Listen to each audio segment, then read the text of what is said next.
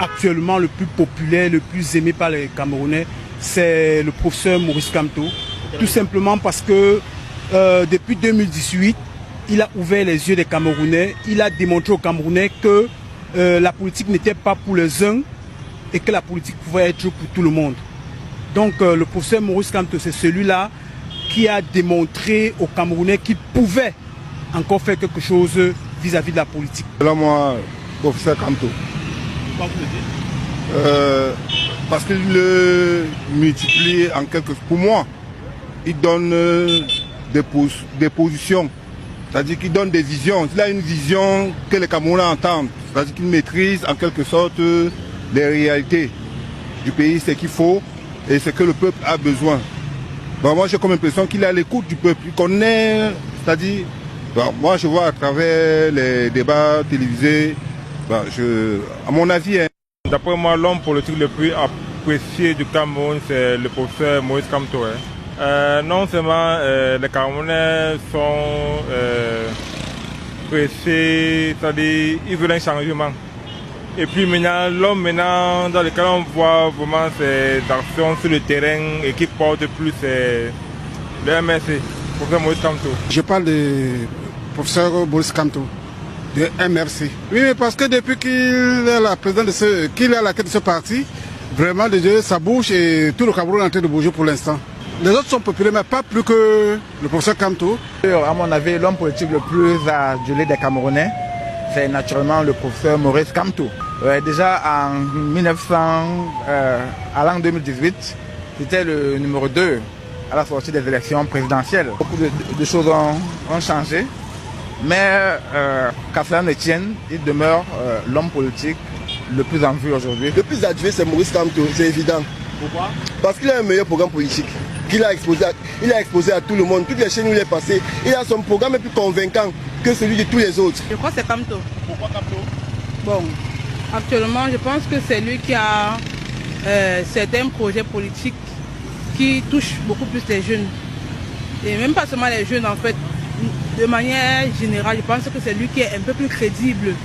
Parce que tout ce qu'on nous sait au niveau des manifestes et autres là, c'est du grand n'importe quoi. Je pense que c'est lui qui est un peu... Je ne lui connais pas en politique personnellement, mais je pense que c'est lui qui est un peu crédible actuellement. Je dis que quand vous voyez ce programme du professeur Maurice Kamto, les explications qu'il donne de son programme à tout moment, et à temps et à contre-temps même, vous sentez qu'il maîtrise son sujet. C'est lui l'homme de la situation. C'est l'homme de la situation, je vous dis. Le plus acculé actuellement, c'est Maurice Kamto. Pourquoi? Maurice Kamto est le seul leader politique qui nous a prouvé qu'il est prêt à laisser sa peau pour la nation. Parce que monsieur défend les idéologies de la jeunesse actuellement. C'est Maurice Kamto. Pourquoi? Parce qu'il est le plus haï par les gens du gouvernement.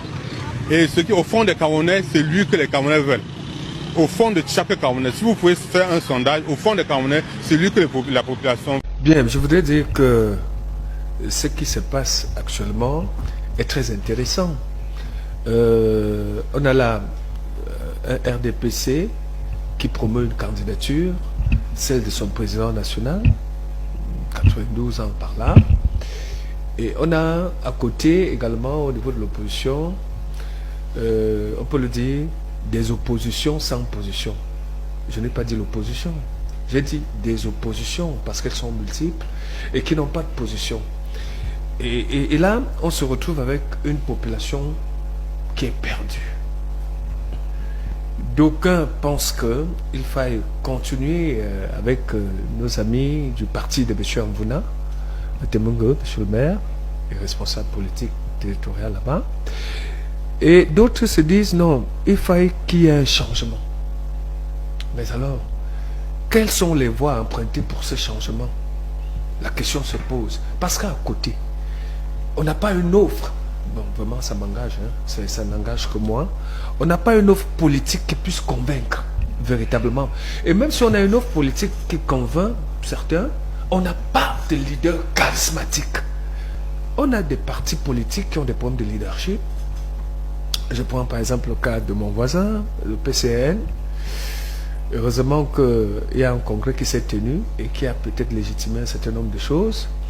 On a à côté un SDF qui fondamentalement a des outils permettant vraiment d'aborder un changement digne, mais dont une certaine opinion estime que il n'y a pas celui qui porte la vision du parti à l'heure actuelle n'est pas charismatique. Ça n'engage que Mokungaba pourra dire autre chose à présent. Et on se retrouve donc dans une scène qui est un bouillon politique où véritablement les gens sont perdus. Parce que quoi? Si vous posez les jalons, oui, parce que quoi? Oui. Parce que vous verrez que au sein du parti de M. Amvouna, il y a des gens qui sous-capent, il dit de hauts responsables, qui sous-capent, vous disent vraiment cette affaire-là, que un papa 92, c'est un patriarche, vraiment nous le respectons, il doit aller se reposer. Quelle est cette histoire comme quoi une scène politique vraiment en non, ils ne sont pas sincères, d'abord entre eux, à l'intérieur, ils ne sont pas sincères. Dans le parti, vous lisez je sais de quoi je parle, je suis journaliste et je vous avez investigué? Je n'ai pas investigué, c'est autre chose, parce que dans notre métier là, il y a des...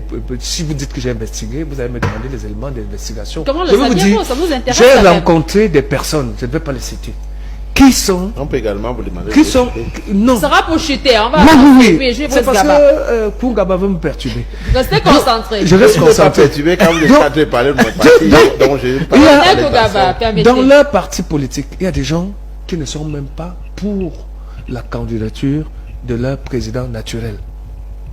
Le cas, par exemple, de ce qui s'est passé à Mona Télé, avec un conseiller Teller qui a mis un certain nombre de choses en exergue, nous amène à comprendre que les politiciens au Cameroun, la génération actuelle, je vais emprunter un mot dur, sont malhonnêtes. C'est votre regard et on vous le concède. Oui, malhonnêtes vis-à-vis des militants, malhonnêtes vis-à-vis votre regard, votre schématisation de la scène politique au Cameroun de nos jours.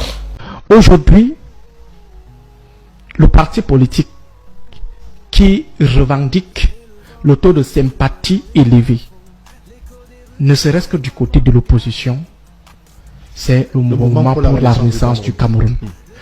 Le parti le plus structuré, le mieux structuré, côté opposition, c'est le MRC. Le parti le plus actif durant toute l'intersaison électorale, la période entre deux élections, c'est le mouvement pour la renaissance du Cameroun. Le parti de l'opposition qui a plus impacté la presse nationale, impacté le débat public, impacté le fonctionnement de l'État, c'est le mouvement pour la renaissance du Cameroun. Le parti qui revendique le leader le plus charismatique, ça veut dire celui-là qui fait plus peur au régime, c'est le mouvement pour la renaissance du Cameroun. Ça veut dire donc que derrière, il y a une force, et qui dit force dit également une masse. Les gens estiment qu'ils incarnent leur vision de la lutte contre l'ogre de 82. Ils incarnent leur vision du Biya must go. Parce que quand on parle même des visions, on peut croire que les Camerounais ont le temps de lire les projets de société ou des programmes politiques. Non, les Camerounais ont un problème actuellement, c'est que les gars doivent partir. C'est ça le problème de ceux qui veulent le changement. Ils ne veulent pas savoir, comme l'évêque de Yagua l'avait dit, mieux le diable. Voilà l'état d'esprit des Camerounais qui veulent le changement. Alors si tous ces Camerounais qui attendent depuis 1990, après le coup manqué de l'opposition de première génération, ils attendent, avec l'opposition de deuxième génération, on va faire comprendre à toutes ces personnes que on va différer. Pour une troisième génération. Pour une troisième génération. Et là, disqualifier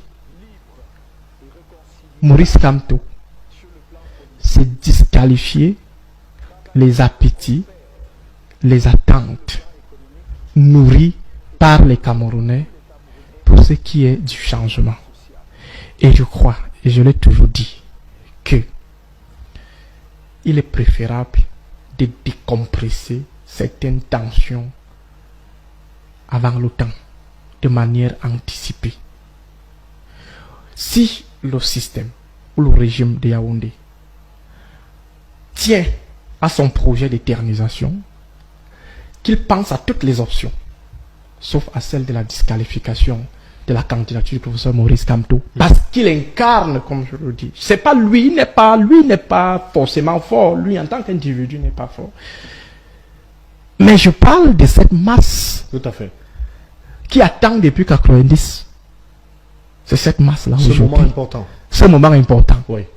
Permettre à cette masse d'aller au moins tirer le pénalty. Tout à fait, merci.